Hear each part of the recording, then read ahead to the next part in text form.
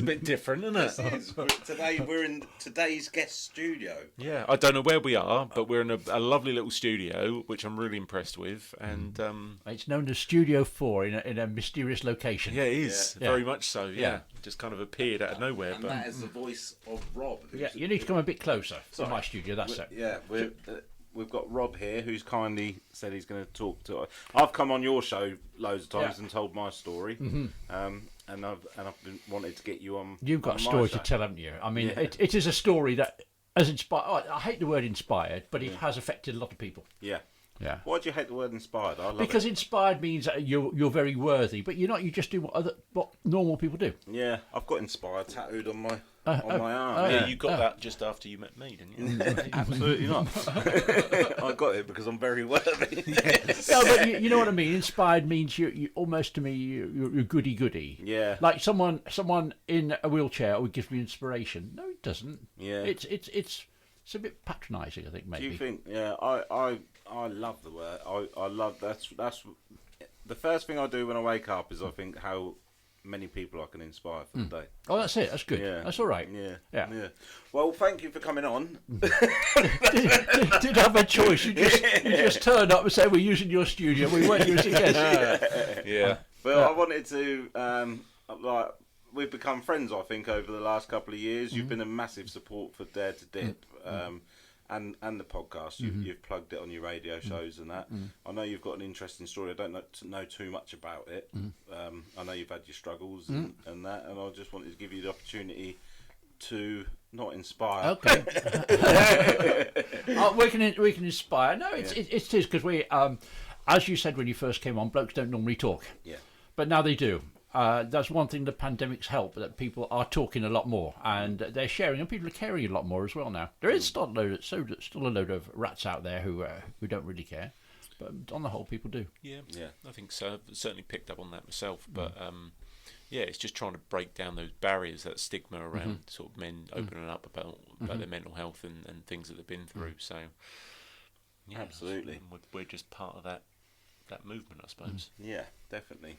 I know you've got your own radio show. Yeah. But let's go back to the beginning. Have you always been a local lad to these parts? I'm not local. Can you not hear it? Can you not hear it? Yeah. Where am I from then? Can you not hear it? Come on, you must guess. Don't look at me, mate. I don't even know where I'm from. Save me the embarrassment. I'm a Brummie. You're a Brummie. Yeah. Okay. I did get that from your accent, actually. No. People aren't proud to be Brummies because it does make you sound a bit thick, doesn't it? But I've moved around a lot. I grew up in Birmingham, in a suburb called Erdington, and it used to be called the Village. And you used to go up there. There's a village green, and it was very nice. And you go into the city was called the town. And I went to primary school on one side of the city and went to grammar school on the other. We used to go across the city every day, leave about 7:30, go to school, and it was all safe then. I went back to Erdington about a couple of years ago, and oh God, it's changed. It is apparently it's a knife centre, the knife crime centre of Birmingham now. And the streets are awful. It's just ruined my illusion. But Birmingham's changed. But I've still got that picture of a beautiful Birmingham in my head, how it was. I mean, there are good spots, there are bad spots, but it has changed. And I started working in W.H. Smith's newsagents. That's my first job. And if I ever went on Mastermind, my specialist subject would be pen nibs. Wow. I was not expecting that. Please explain. Well, you remember W.H. Smith saying you have all different departments. So I was put in charge of the pen department. And in those days, people did buy fountain pens and cartridge pens and typewriters. And I went on courses for fountain pens, and I knew everything about pen nibs, and I still do it. And you can't, once you learn something, you can't get rid of it, can you? Yeah. So pen nibs and typewriter ribs, I know loads about. And my mind is full of useless information like that. Loads of crap in it. I like that. And from there, it was good. I became the youngest manager in the country. I had my own branch in Worcester, and that was good. And then I met up with my first partner. He was Dutch, and he was working in the hotel next door. And long story short, I gave up a great career, what could have been. And he said, they're looking for flower exporters in Holland. Would you like to? I thought, adventure. So I gave up my job. My family were mad, absolutely mad. I moved across to Holland and started the first one of the first flower exporters for a long time. You see all these Dutch trucks on the road, backwards and forwards. Well, we were the first ones doing it. And it was backwards and forwards every week. I was an HGV driver with my own truck, and it was 4 nights a week on the boat from Harwich, and 4 nights a week sick on the boat. I was travel sick for the first 2 years, and you know what it's like, don't you? Wow. Travel sick, you think you're going to die, don't you? Yeah. But then you want to die and you can't. It's that bad. And built up a big export flower business, and from there opened a shop in Ipswich in Tower Rampart Centre. Huge florist there. We're one of the biggest in the area, and did that for loads and loads of years. Working with my partner, who we worked alongside each other. We were all right. We were meant to be in a relationship, but it wasn't really. It was, looking back, it was lousy.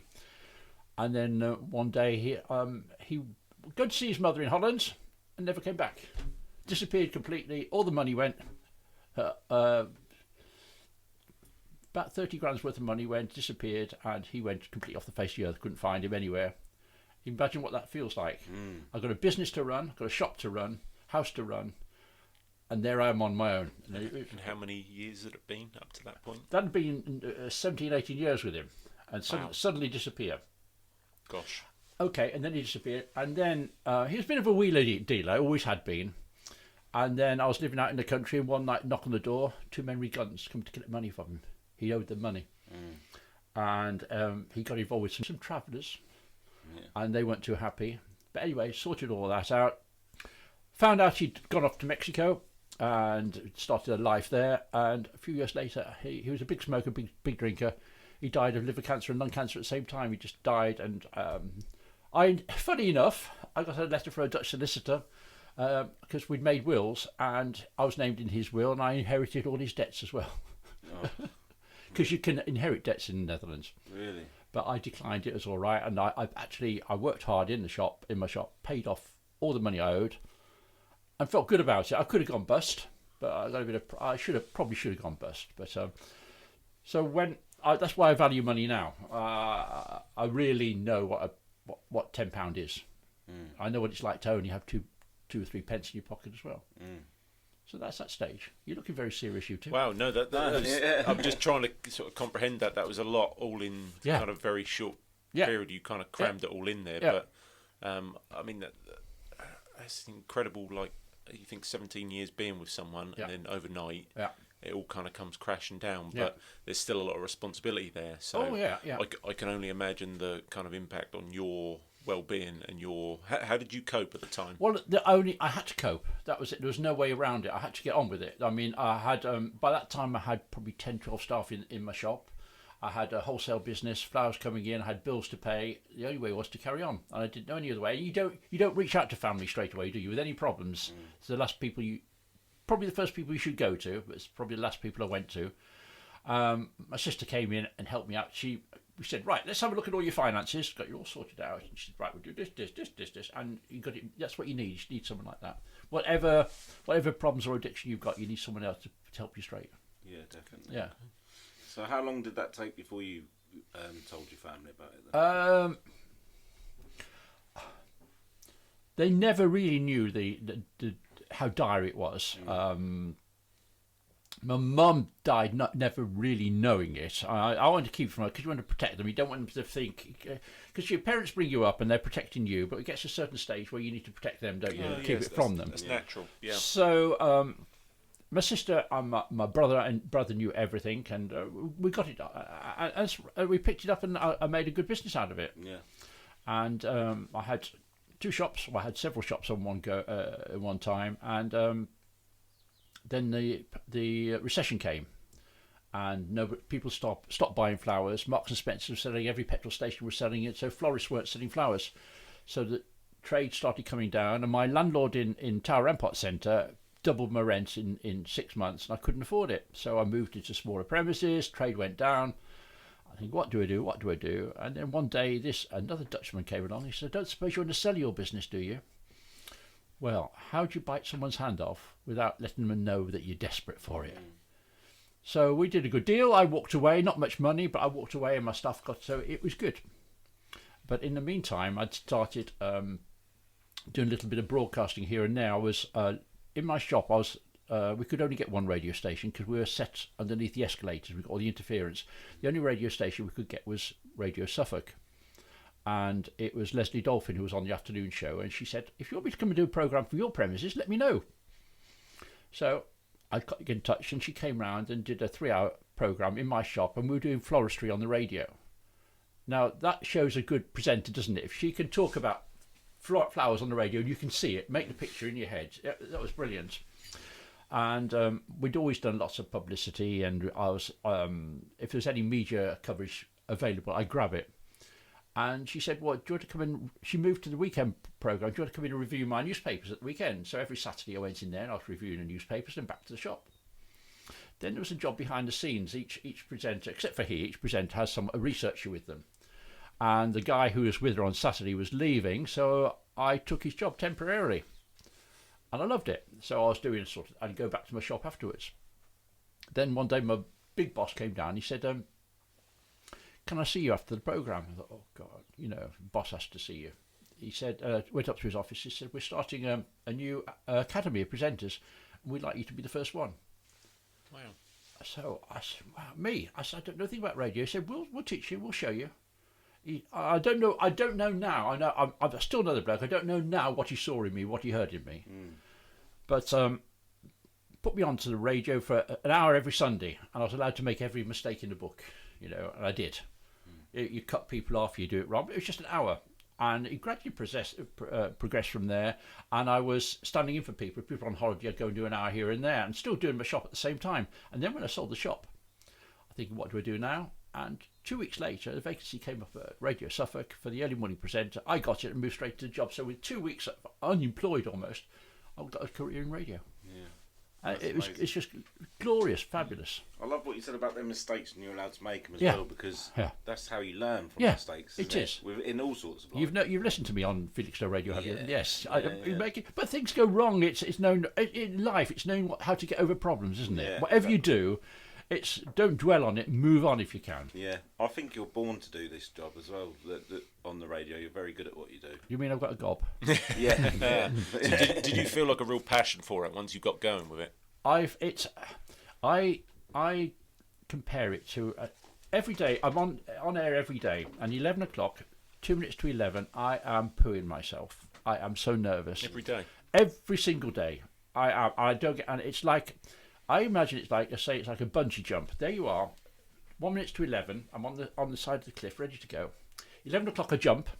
1 minute past 11, I'm swinging. I'm happy. It all calms down. It's like that. But the adrenaline is huge. You get. I hope you don't mind me saying this, but you get a bit nervous even before pre-recorded ones as well, don't you? Yeah. But then as soon as you hit play, you wouldn't think you were nervous. I do. I get hyper. You can see me now, jumping up and down in my seat. I'm never still. Yeah. Where this desk is now, at Radio Suffolk, the desks are a bit lower, and my legs swing like this. And my jeans used to wear through on my legs, where my legs Really? I used to move. I can't talk without moving. Yeah. And what have I got in my hand? Pencil. I can't talk without a pencil in my hand. Yeah. Always have to be. It has to be a pencil. Yeah. And if I was to drop that now, I would panic a bit. Yeah. You hide it well though. When me and my dad come up and done an episode with you, we were in this studio. I'm a bit anxious now because I'm on the receiving end. Yeah. But when you were saying you were a bit nervous before we went on air, then me and my dad come in this studio and we done like 2 hours. And when we left, my dad went, "He's a natural." So you come across like you're a natural, but you have got all these nerves. That first boss that I was telling you about, Gerald Main, he is a legend in broadcasting. He's so clever. He's so talented. And he said to me, when you go on the radio and you've got a guest, you've got 2 ears and 1 mouth. Use them in that proportion. Listen twice as much as you're speaking. Yeah. So when I ask you a question and it goes quiet, wait a bit and you fill that gap. Yeah. You do, and don't work from a list. Just be natural, be yourself, and don't tell fibs because the listener will know. Yeah. Yeah. They'll know if you're not yourself. Absolutely. How long have you been doing the radio for now? Probably 20 years now, on and off. I think, yeah. That's incredible. But it's great work. But community radio. I mean, working on. I mean, there are plans ahead which you'll get to know in the next few weeks. But working on a community radio station, because at Radio Suffolk was local radio, so we're talking to the whole of Suffolk. If I'm talking to Felixstowe radio, I'm talking to people in Hamilton Road, talking to people who go to the same pub, they walk on the prom, they're on the beach at the same time. You know you're part of their community. Yeah, definitely. Now, you said that you after the Florist incident and everything, you said you got through that and just carried on. Yeah. We've spoken before, and you have had problems with mental health before. Yeah, real problems. Was that during that time, or? Well, that was my last few years at the BBC. I went through loads of programmes, and I did the early morning show, which is brilliant. The really early morning show, because you're waking people up, and you're in their bedrooms and in your bathrooms. It's really personal. They're looking after you. I did the late night show. That was great as well, and I did the afternoon show. But then I got promoted. I got put onto the weekend breakfast show, which is what, apart from the weekday breakfast show, the weekend breakfast show is the big one. Between 6 and 9, you're talking to hundreds of thousands of people, Saturday and Sunday. And I was the presenter. I had someone to answer the phones, but during the week, I had no help. I was working. I had Monday and Tuesday off. I worked Wednesday, Thursday, Friday in office, and Saturday and Sunday on air. So I had 3 days to prepare a programme. That means I had to find all the guests, do all the interviews, go out round the county recording stuff, come back, edit it, put it all together. And I was doing it, and it was great. But I didn't have any help. And I'd heard about depression, and I always thought depression was you had to be depressed, you had to be moody. I was the other way around. I was hyper. I was everywhere. Like I'd been on drugs or something. I was really happy and bouncy and this and that. Then that was going well, and then I don't know, it happened gradually. I was sitting at my desk on a weekday. I wasn't on air, and I was uncomfortable, and something said to me, "Go home." It wasn't a voice. I wasn't hearing voices. I just had to get out of that place. So I was big full office. I locked down my computer, took my stuff, and went home. No one said anything because you're all on sort of flexi hours there. And I got home and I thought, you should really tell someone you've left. You should tell someone. I was living alone then, no. But I didn't. And I went in next day and someone said, where were you yesterday? I said, and I lied about something. I said, I had an appointment or something. I just lied. It happened again. And I made up another excuse. It was really, it was almost like panic, saying, you need to be home. You need to go home, because I felt safe at home. And when I got home, I thought, you need to tell someone. And the next day I went in, and this happened 3 times. And the third time I got called in the office. What's going on? Do you need any help? I said, no, nothing's the matter. I said, I'm sorry about that. It won't happen again. It happened one more time, and I got the sack. And biggest shock of my life, what?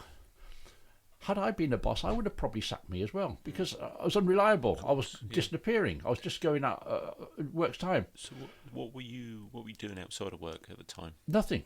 So your life was driven around your work. It was work. It was work. Okay. So I was going to work probably 8 in the morning, coming home 5:30 at night, and absolutely shattered, because you had a lot of work to do. It was probably too much for one person, but I could have reached out for help. I could have said, look, I'm not coping. Of course, yeah. But I was coping. In my mind, I was coping, but it was getting to me. Did you have good, obviously your work colleagues, but were there any there that you felt that you could open up to? Or no. Were you... Well, I didn't know I got a problem. I denied it. I denied it into myself.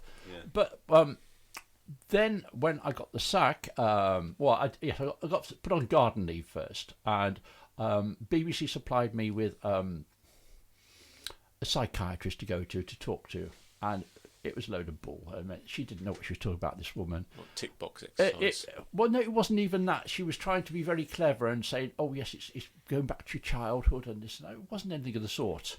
Anyway, I went through that, and then I spoke to a colleague of mine who was a barrister, and he said, we should get you for unfair dismissal. So I went to my doctor, and my doctor diagnosed me with anxiety and depression. I said, no, not. He said, yes, you are typical. So we went then to a tribunal in London to, I got a free barrister to take the BBC to court, but the meetings for the BBC were in West London, so I was having to cross all the way across London, and that was making me worse. You know, the nerves of going there to see this barrister and see these people. Yeah. And the BBC have got, like many companies, got a lot of money. They got much more money than I had. And my barrister, he was good, but not as good as the BBC. And it was making me worse. And I came away and I thought, why don't I just walk away and accept it? So I thought, well, I could carry on fighting. I might get money. I wasn't going to go to the press and say what happened. So I just said, leave it at that, call it quits. And I'll walk away and nothing will be said. And I've never complained about the BBC at all, about the treatment. After I'd left, after it all happened, I understood that the rest of the people at the radio station got training in how to recognise anxiety and depression and how to look after your colleagues. And actually, I went to a meeting of Suffolk Mind, and one of my managers was there next to me, sitting at me. I said, "Oh, am I your guinea pig?" But I'd got through it, and I knew, I recognised that to take more legal work would have made me worse. Yeah. Okay. So to come away from it, and I've come away proud again. And I took a year out. I went to Otley College to train autistic people in maths, and that was rewarding, absolutely rewarding. And then someone said, "Do you fancy coming back into radio 3 days a week?" And I did. Building it up from here, and that's it. But I still have nightmares about those days at the radio station when I go back in and they've changed all the knobs and switches and I don't know what to do. That I still get flashbacks of those, and I still get flashbacks of going across to Holland. So it's not clear out of my head. Yeah. But I'm handling it now. How's your mental health today then? Brilliant. Yeah. Absolutely brilliant. Yeah. I was on a course of sertraline like many people do, and I wanted to stop it and I asked my doctor and they said, "Oh, better not." So I thought, well, what about if I stop it myself and keep an eye on it? And I went 1 month, 2 months, 3 months without it, and I've noticed no difference. Yeah. So I told the doctor, and they said, "Well done, you. We wouldn't advise it, but yeah, my mental health's good now, and it's given me an insight into mental health now. Like when you were talking, did you wean yourself off that medication? I stopped it. That's a very important point to make, I think, because I was on that sertraline. I was on 100 milligrams, and I rang the doctors when I first started the cold water, and I said I want to come off them, and she said it'd be fine to just come off them, and I didn't wean myself off. No, I just come straight off them. I did. Yeah. My doctor said don't come off it. After about 5 days, every time I stepped off my forklift, it felt like electric was going through my body and everything. Yeah. I relapsed about 2 weeks later. Oh, I did have some funny experiences when I was in a restaurant and I could hear what the people were saying behind me, but not in front of me. Yeah. And I wasn't quite with it. That could have been it. And suddenly became afraid of crowds in a supermarket. We were in a shop in Frinton-on-Sea. I can remember it clearly. It was just one of those tourist shops. I went in there, and suddenly it felt like all the shelves were coming close to me. And I thought, well, get out. Claustrophobic. Yeah, it was, and I had to get away from it. Yeah. Is that the same sort of experience that you felt where you had to get out of the office? Do you think? Could be. Yeah. Could be. Yeah. But that was so weird because there was no reason for that. I mean, logically, you'd say, you need to go and ask for help. Yeah. Yeah. And I probably would have got it. But again, an employer could say, right, we're going to take you off that job for now. Instead of sacking you, we're going to take you off, we're going to suspend you or fine you or downgrade you or something like that. But, get to the bottom of what was But, going on. Of course, they're big companies. They can't keep their eye on everybody. Yeah. They should do, but... Which is why. How do you feel about them putting these things in place now? Are you happy, or do you? Oh feel, yeah, of course, yeah. Do you feel a bit like I wish that was there when I was there? Well, of course I wish it was there, but I'm in a very good place now. Yeah. And I always think your life is planned out, and if I've missed out a couple of those episodes, the bad and the good ones, I might not be here now. Yeah, absolutely. Yeah. Everything happens for a reason at the end of the day, doesn't it? Yeah. And when I first met you, I understood what you've been going through. I've been with people with addictions. Yeah. And I know it, and I know what you're going through. I know the struggle, and I know just by giving someone, you say inspiration, I would say probably hope. Yeah. Give someone hope that maybe I could that one day. Yeah. That's the way to do it. Have you ever self-medicated with anything to get away from how you feeling? No. I didn't even smoke. I don't like alcohol. But no. So what was that period when you had that dip in mood and the depressive point where Yeah. you're with the BBC and you're off work. So how were you coping during that period? It was sort of a bit of a daze. I don't know. I was just on a conveyor belt. Go to work, come home. Go to work, come home. Just doing it, and I was doing it well. And my shows were really good, but I was putting so much work into it. I mean, for a 2-hour radio show here now, I probably put in 4 hours work, which is a lot, but that's the best ratio. But there, I was probably putting a lot more work. Yeah. I was editing down to get the best results. I was scripting properly. I was making sure I got good guests, and maybe a little bit too conscientious, but that's the way it went. Yeah. So your mental health's good today, which is great. Yeah. What are the sort of things you do to help look after your mental health now? The best thing I do is in that time as well, I used to go to the gym regularly. A friend of mine, he's got a gym in his own back garden. He's ex-army, and we used to train together, and I stopped doing that. I started going back in November, and I'm loving it. It's just weights, really. Yeah. And it's the days that I don't want to go that I come away best. I think, I don't want to go today. Yeah. And do a session in the gym. I come out. God, I could tackle the world. Yeah. Yeah. You do. Naturally, you feel like that. I guess the same endorphins going around your brain as what Yeah. an antidepressant do, and I this is only my experience, but from what you're saying as well, I don't think they work. Like, I know that's controversial, and they help some people, but they do exactly the same as what drink and drugs do. They just mask over the problem. They don't fix it, so it's a temporary fix. I You think. still haven't got me to go in the sea yet, have you? No, but I'm gonna. There was one stage when I'd first been left on my own. He'd buggered off and all this. I got 2 dogs as well, and well, that's a story because we had one dog, and as I said, he was alcoholic. He went into Ipswich one day and came back with another one. He bought one at the pub, a Doberman. So we've got 2 Dobermans, yeah. I didn't know they sold them at the pub. Yeah, they sell everything at that pub. And this Doberman wasn't all there. He was a bit crazy. But anyway, I was up one morning early, and I was walking down near Flatford along the river there, and it was a misty morning. This is quite poetic, actually. It's a misty morning, and walking along the river there, and the fog was coming up, and I heard this noise. And I looked up, and there was a flock of geese taking off out of the mist, off the river, into the sky. And I looked at that, and then I said to myself, whatever happens, they can't take away that beauty from me. I can enjoy that. And that was, it is. It was like that. You could see, you can imagine it, the mist. Yeah. And it was absolutely beautiful. And now, when you go down towards Cataway there, you hear those Canada geese, and I'm thinking, yeah, there's a call for me. It was beautiful. But that was the stage where I think I was almost self-repairing in my head. I love that. You can see it. It was that noise. Look, I've got all goosey now as well. Yeah. No, I like that.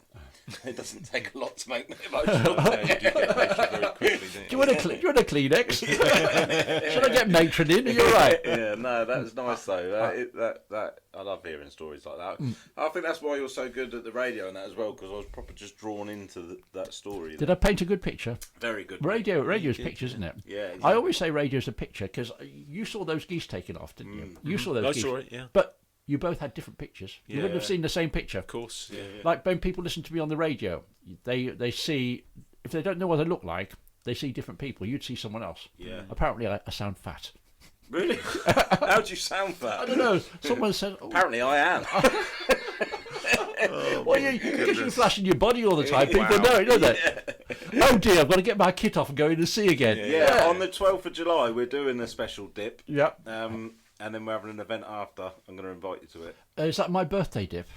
When's your birthday? 8th of July.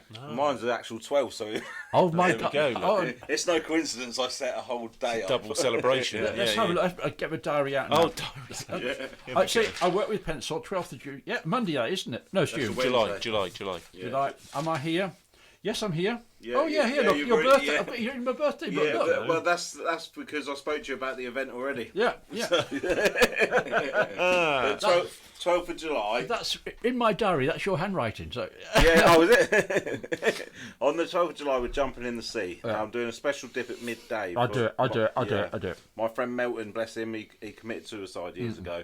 I'm going to stop you. Yeah. He didn't commit suicide because commit means it's a crime. Yeah, right. It's not a crime anymore. He died by suicide. Yeah. Because you're giving the blame on him by committing, and he didn't. That's and I always pick people up on that, because people who take their own life, they're not committing a crime anymore. They used to be. I like that. That's tough, but yeah, he took his life. Yeah, I like that. And we're doing a special dip for him. We're going in the water at midday. His family are coming down, getting involved in that. Have you arranged the weather for me? Sunny. No, it's going to be freezing. Is it going to be here, or is it going to be in the Caribbean? No, here. It's going to be here, and it's then going to be a beautiful sunny day, isn't it? We know that. It's going to be a beautiful sunny day. Yeah, of course it will. The sun will come out whenever I'm about. But then after that, at Nutshells by the Sea, I've got some people coming down doing a talk. We give back to the community. We give out 30 free tickets for people to come down. I'd like to invite you to that and maybe say a couple of words if you're up for it as well. I can't say I can't say no now, can that's I? why I'm asking you. We'll do it. But you do need to nag. Yeah, you do need to nag, because it's one of those things where I don't feel like going, but when I get there, I'll enjoy it. Yeah, but there's no pressure on you whatsoever. So I don't need to come then. But you 100% have to come, and you have to nail the speech. Don't withdraw that. So with these podcasts now, who do you hope is listening? Who are you aiming at? Is it a one person or some people? Or we've said before, haven't we? Right, we generally think that the right person will this will land in the right ears. So each episode will fall on the right people. But I should let you answer that, because I've done too much talking. No, never. A bit of talking as well. No. I think for me, obviously, I came in. What was it, episode 5 or 6 or whatever it was. So I came in after a few episodes, and from just sharing my story, I ended up inundated. I had probably about 20 or so messages. And how do you share very it? Quickly. How's it publicised? So it goes out on YouTube, Spotify, and then I'll create a preview video, and then that'll be shared on all social media. So it goes out into the ether, and depending on who we've got on, it then shares on to other people, and it kind of it branches out. But now we've got a good few episodes. We're going to try and get it on Apple and that. Yeah, as well, absolutely. And do you play them raw like this, or do you have to edit? Minor edits. I don't like. I mean, to be fair, the only thing I'm really editing out or taking out or doing anything with is just like. If I say something stupid, no, I usually leave that in. That's the key point. Potty mouth doesn't matter, does it? No, not at all. It's an honest. I mean, I like to see it almost as like a share. So someone sharing their story or their insight into an experience that they've dealt with, and come out the other side and kind of come out more positive, and they've grown from. Because the way you two do it, you don't even realise there's a microphone here, do you? It's like no, and that's what we do with guests. We'll put the speaker on sometimes and start a conversation up with them. They don't even know it's on, and then they'll go, "When are we starting?" Like, we're halfway through. Would this work on radio, do you think? It would. We'd have to watch our mouth a bit more.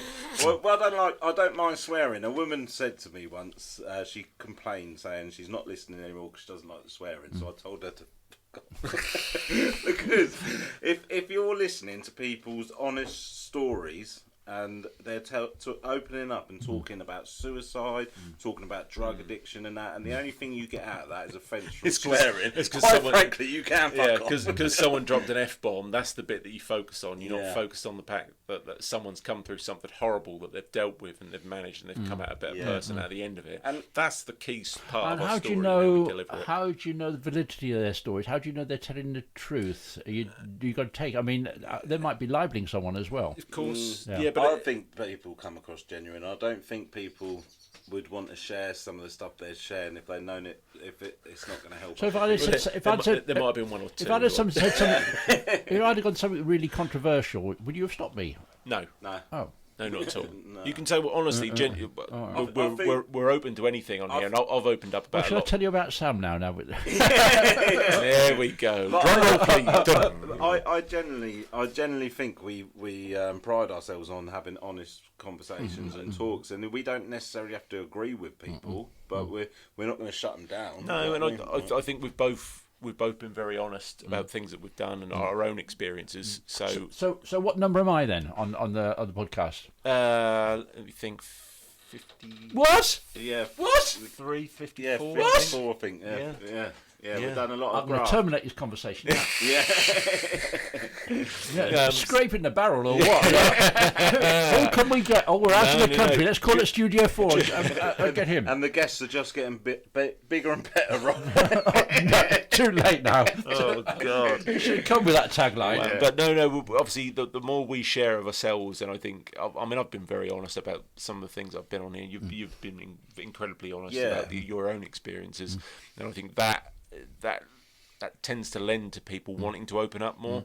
I am an open book. Obviously, there's obviously my job and certain aspects of my life that I don't talk about because I can't, and that's just not what I do. But when it comes to my own mental health and how I manage and how I cope and how I get through and what works for me, I'm very open about, because I think, regardless of whatever I do for a living or people I know or people I interact with, I think there's benefit to it being open and honest, and all it does is encourages others to want to do that in return. And you get a lot of sort of positive messages, but I know that's when I know the podcast's getting more popular now, because we're starting to get a lot of hate messages of people on my Instagram, but that comes with it. But it does. You said that before. You've told me about some of the hate messages or little comments he gets on social media, and I think for me that's it's like a good sign. You put it in kind of quotations. It means that people have an opinion on what you're doing. I got trolled a couple of months ago really, really badly on social media because I was interviewing Therese Coffey. Okay. Yes. Well, it's my job to do it. Yeah. And it was vile, absolutely vile. Yeah. And people, I was putting out there, I was telling people what was happening, and they said, "Oh, I feel sorry for you." I said, "No, actually, it's doing my profile really good, because so many people are coming and having a look." Do you know what, Rob? That's the mindset I've got about it now, because there'd have been a time... But do you know the people who are doing it? Because I found out who was doing it. I was so shocked. This woman pretended to be someone else. Well, that's a lot of the... It's fake profiles, and it's normally a profile picture of a cat or something like that. But they're hiding behind a fake profile. But there'd have been a time where I'd have focused completely on that negative comment, but I don't anymore. And if anything, it shows me how far I've come. So and automatically, and it sounds silly, but when I read a hateful comment now, I think, do you know what I mean? Like, it's the page is growing. That's why. Then it shows your own personal growth, doesn't it? Absolutely. That's why. Yeah. And also, what you've got to take into consideration as well is that if someone has gone out of their way to look at what you're doing and been nasty and spiteful about it, that's not an issue with me as a person. It's an issue with them, and there's something that they need to address for themselves. So in a way, you sort of got to feel sorry for them. I said that when the first few episodes that we kind of released and put out there, that we had a couple of comments come in that were a bit negative. But for me, it's plain and simple. Like if people don't like something about what we're doing, we're not forcing you to listen. Let's give you another analogy. It's not the geese this time. When I was a florist, if I sold 10 bouquets, they'd go out perfectly. No complaints. If I sold 1,000, I'd get a couple of complaints. So the success brings. You're going to have make some mistakes. You are going to screw up sometimes. Exactly. You're never ever going to please everyone. And it's something I've learned in my career since I've gone up into being a manager. Like, it's impossible. You're not going to please everyone, and you have to make tough decisions. And sometimes you have to give bad news, and people are going to have an opinion on you. And some people might like you, some people won't like you. But it's about being thick-skinned. The most important thing to realise is that you don't have to please everyone as well. Do you know what I mean? And since I've realised that, because I've always been such a people pleaser and wanted everyone to love me. Now that was a big lesson for me. I mean, I've spoken about that before. Like, having to learn the fact that it's okay if not everyone likes you. That's fine. Not every. That's natural. That's growth. Life. That's growth. And once you get past that, you're unstoppable, because all you can do on these things with podcasts and my social media and Jack's and yours is just be true to your own self and your own beliefs. And if you're doing that and it pisses people off, the only person that whose opinion matters on yourself is your own at the end of the day. It's nice. Like, don't get me wrong, I do like other people's opinions still. But I only focus on the positive ones now. I don't give a shit about the negative. But that's come a long way, because someone said on the video recently that they'll get 100 comments on a post and there's one negative, and they forget the 99 and only focus on the negative. And there'd have been a time where I'd have been exactly the same. But now I've switched it, and I'll focus just on the positive. I get it sometimes when I'm on air and you get comments coming through and suddenly you get a nasty one. but it hurts. It hurts immediately, and it does pull you back a bit. And you got to You question yourself. yeah. And I've learnt now as well to read the messages properly before I read them out, because there are some naughty boys out there trying to catch you out on purpose. Yes, Yes, we are. Mr. Wayne Kerr. Yes. Exactly. We're all fallen for it. Yeah. But no, radio is a great medium, and it is, as I say, so personal, because you listen on your own. Yeah. And what you're doing is, because people listening to this podcast now, they won't be listening in a group. They'll maybe two people. It's a personal thing. It's a personal thing. Like if you go to the cinema with someone, you're with them, but you're watching on your own, aren't you? Yeah. You don't talk really, do it? You have a popcorn or whatever, but you don't really talk, so you are watching on your own. So it's very personal what you're doing. Yeah, definitely. Yeah. What about if you got it wrong sometime, and you might affect someone the wrong way? Do you feel like you got social conscience? Not really, because like you said at the very beginning of this podcast, you learn the most from your mistakes. So if you get it wrong and you owe someone an apology, yes, it's important to put it right and apologise if you're in the wrong. But sometimes, just because someone else thinks you're wrong about an opinion, and if it's true to you, you don't need to apologise, because it's your opinion, and all it is an opinion. And do you know what? I think the important part of that as well is when you do make a mistake or you do get things wrong, it's being able to accept it, be humble, accept that you've done something wrong, do what you need to do to make up for it or apologise or whatever it may be, and then learn from it. Learn from it. You grow, and you come back better, and you adapt to it, and so that's quite an important skill to have, really, because some people just fail. You can't be arrogant and not think that you never do anything wrong. We're humans, but it is important to. That's why on my each evening before I go to bed, I do a daily reflections with myself, which they teach me in the fellowship I'm in. Have you got God? I've got. We spoke about this before. I believe in something, the power of the universe. I've got something that's higher power, bigger than me. So you're conscious of something there, but you wouldn't like. Conscious. I don't know what it is. I don't. Yeah, I pray. Yeah. I pray for other people because I feel it gives me comfort. I feel like we're all connected. I pray. I don't necessarily. I wouldn't go to church enough and believe there's a God on a cloud or anything. I don't know what it is. I don't think I need to, but. I used to live and run off fear for years, and now I run off faith. My life has changed drastically. I don't need to know what's up. So that's a faith rather than a church, isn't it? Yeah, it's in your head rather than the building and the establishment. Yeah. And I'm sorry, I'm turning the tables round now. That's right. Yeah. Put it back to you, Rob. But what about you? Do you have I've got a God. Oh yes. Yeah. Yeah. I was brought up Catholic, and you get up with the Catholic guilt. I don't go to church now, but I believe in God. Yeah. And did you find that it helped you through your times? Don't know. I don't. If I pray, I don't pray for results. I pray for strength and guidance and help me through it. So probably it did, but I don't know. Okay. I don't say, please could I win the lottery this week? I don't do that, or please can you sort out my money problems? No, but I will say, look, I'm going through a tough time.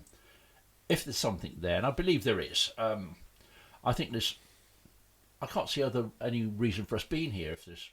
Yeah, I think I always think as well we're owed an explanation. What the fuck is this shit show all about?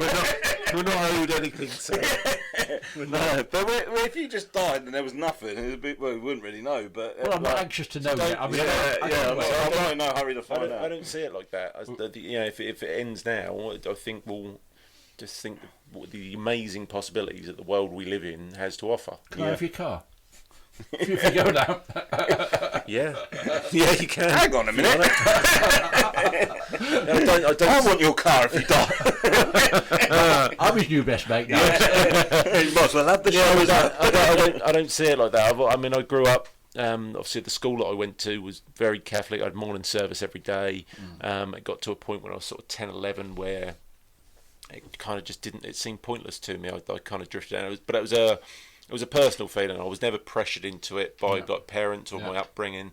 The school environment that I was in very much promoted it, but it wasn't something that I took to. And 10, 11 years old, I drifted away from it, completely turned myself off to it. And then for most of my life, I had no connection with religion or a higher power or anything like that. And then I think after I went through kind of my health anxiety and finding out about my dad and not being able to meet him and sort of connect with him in that sense, I think that made me want to believe in something more of a higher power or some sort of spirituality. And that just kind of developed into my own feelings around it. I don't believe in the kind of organised churches that we have in place now. That's not really my thing. I don't take. But to I that. take my hat off to people that do it as well, because they've got a faith, I think. Yeah, and I do, and I still. I'm a big fan of churches and that environment, and that being able to go to a place where you can, use very personal feelings in there, and you can, you could. That's not a sense of praying. I don't believe in that too much, but it's just having that spirituality, and I kind of believe almost in multiple gods, or those kind of that feeling of it. I don't feel in one faith. And do you know what makes me laugh is when I was younger and that, I believed in God through school because of what we got taught and everything, and then as I got a bit older, I thought it's a bit far fetched. Yeah. And then when now I'm a bit older again, I think, well, what's not far fetched about it? Whichever way you look at how we're here, it's all far fetched. Yeah. Isn't it? Yeah, like even the Big Bang Theory and all that—that's far fetched. And at the end of the day, I've seen the effects that having. Being part of an organised religion, I see the effect that can have on an individual and turn them into a better person, or make them, can make them turn their lives around. Yeah. So for me, it's hard to just deny that and say that that's complete rubbish or not believe in it, because it has that sort of impact on individuals. As humans, we're very selfish people. We're all drawn into ourselves, self, and self. And I think what having a faith and believing in something bigger than you does is take you out of self. Yeah, it does. And when you are in self, you're using drink or drugs or being selfish and harming other people and that, because you're so wrapped up in your own little world. When you think and give it up to something that's bigger than better than you, then it's only going to be a positive. I totally respect that. For me, I have my own belief system, but I respect anyone else's belief in something like that. Who are we to say anyone shouldn't believe? And on the same with atheists as well. Did I say that right? Yeah. The same with them. They're entitled to their opinion and everything as well. And I was one for a while. Me too. Yeah, did I? Yeah. I once, when I was at Radio Suffolk, had an interview with a Muslim leader, a Sikh leader, and the Archdeacon of Suffolk, and they were all in. And following that, I had an atheist. No, the atheist came in first, and we're talking now because I was doing a religious program. And then the Archdeacon came in. I said, because the atheist, he was really, really good man. He was a Christian with a small c. He was a very, very good man. And I said to the Archdeacon, I said, he's a lovely bloke, but it's a bit, to me, it's a bit like having a cup of coffee with no milk in. He said, Rob, it's like having coffee with no coffee in it. There was nothing. He said, atheism, he couldn't countenance it. You don't believe in anything. Yeah, it's fair enough though. But I can't understand someone not believing in anything. Yeah. I mean, some people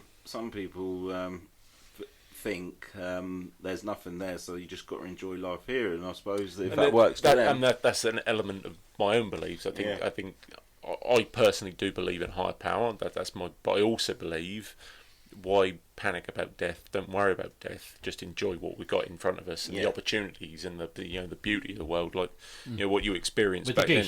Like being able to experience stuff like that. That's the important stuff in life. It's not panicking about death. It's making the most of what you got in front of you. That's absolutely right. I think they went in the fellowship and they say one day at a time, and I used to think they meant don't drink one day or take drugs one day at a time. It's not. It's live one day at a time.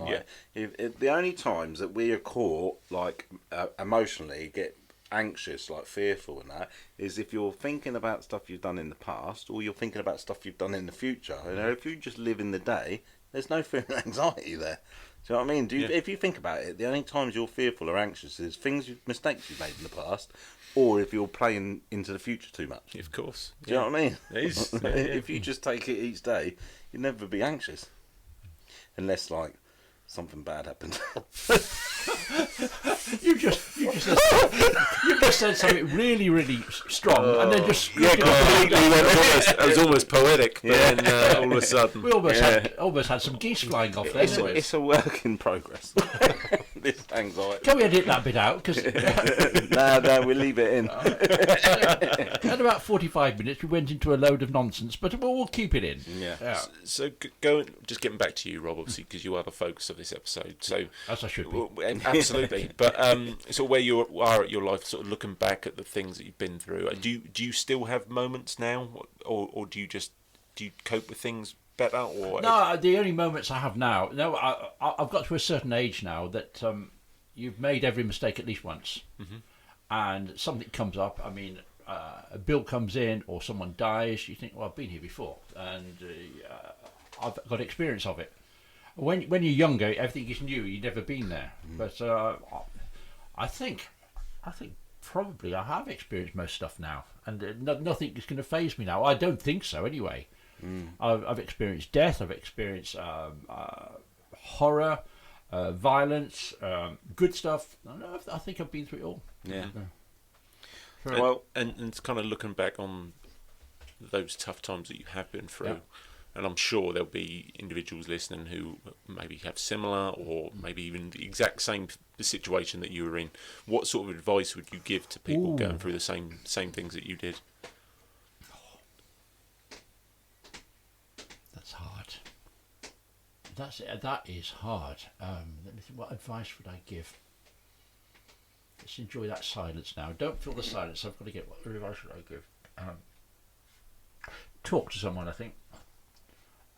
Talk to someone. Find someone. Just somebody. It doesn't have to. I would probably avoid. Find someone you can trust. Really, just to talk. Start talking. That's it. I've never been stumped before. You've got me. The first time ever. I can't answer a question. It's brilliant. I don't know. You're welcome. What would I do? Someone asked me what to do. No, I think talk to someone, or make a list. Write all the things down that are really affecting you, and then that's a bit cheesy. And then write all the good things down on the other side. I don't think it's cheesy at all. It is a bit cheesy. No, it's not. It's not cheesy. I mean, I thought there's nothing wrong with cheese. Yeah, absolutely not. I love cheese. Stinky cheese. Someone threw a lump of cheese at me once. I said, "That's mature." How dare he? Tumbleweed moment. Have you got that sound effect, Rob? Okay. But writing stuff down is very powerful as well. Like you said at the time, you didn't realise how bad things was until you were out of the situation. Yeah. Whereas I think if you're writing stuff down constantly and like journalising stuff, that's what I do now. I do that now. Yeah. You might notice things at the time and be able to do something about it and talk to the people. What I tend to do now, when I see somebody I know, I say, "Hello, how are you?" And they'll answer, and I'll say, "And how are you?" Because the first answer they'll give is, "All right, mate, course, fine." yeah. But All ask, good, mate, ask yeah. again, say, "How are you then? Is everything all right?" And then you get that's a bit more caring. Yeah. And if they don't answer, then okay. Yeah. But you can normally tell, can't you? If Give you them know a chance someone. to think about it. Yeah. I mean, I pick up in a lot of my mates now. I can normally tell when someone's a little bit down or they've got something playing on their mind. So that first one, how you doing, mate? You all right? Yeah. And it'll always be, yeah, all good. Yeah. How are you, though? Yeah.